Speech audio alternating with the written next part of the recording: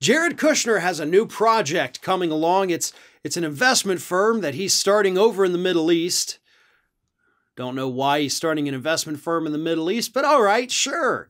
And of course, he is reaching out to all of the friends that he made while serving under the Trump administration.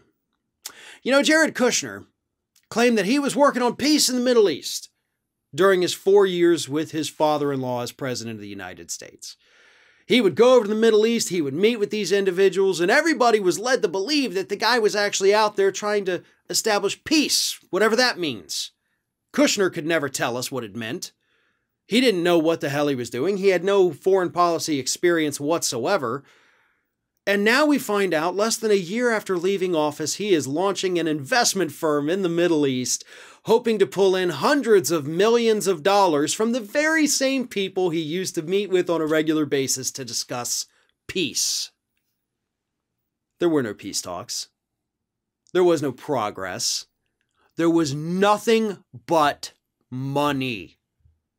That's what this story is really about. If you think for a second that Jared Kushner traveled over to the Middle East with any intention whatsoever of trying to negotiate ceasefires and peaces and ending civil war and stopping the killing of children and the mistreatment and abuse of women, you are kidding yourself. That idiot little kid went over there to make connections so that when he was no longer in office, he could do something like this. And guess what? Here's from the New York Times. The Saudis are interested, according to 4 people briefed on their continuing negotiations. The kingdom's $450 billion public investment fund is negotiating with Mr. Kushner over what could prove to be a sizable investment in his new firm. So they've got a public investment fund of $450 billion,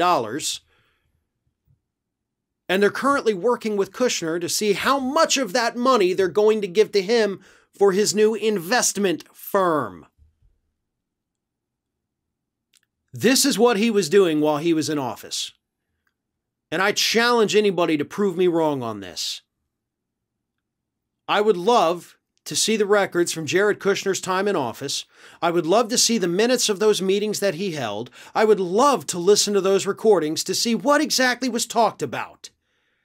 Because I just don't think it's very viable that the kid was over there trying to talk about peace, and then a few months after he leaves office, suddenly a new investment firm is popping up, and the Kingdom of Saudi Arabia is trying to figure out how much of their $450 billion they're going to give to him.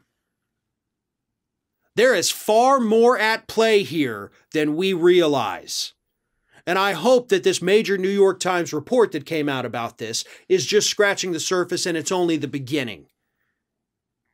This may be the kind of thing that Congress needs to use to start subpoenaing some of those records, to maybe get some testimony from Mr. Kushner himself. Hey, what exactly were you doing over there? Who'd you meet with? What were you discussing? Are there any recordings? Why, by the way, were you using those private messaging apps? Yeah. There's a lot of stuff Jared Kushner doesn't want us to know, which means there's a lot of stuff about Jared Kushner that we need to know. If you can't get enough Ring of Fire, we encourage everyone to subscribe to our channel for fresh video content 7 days a week. And for even more from me, you can follow me on all social media outlets, Twitter, Facebook, and Instagram @FairandBalanced.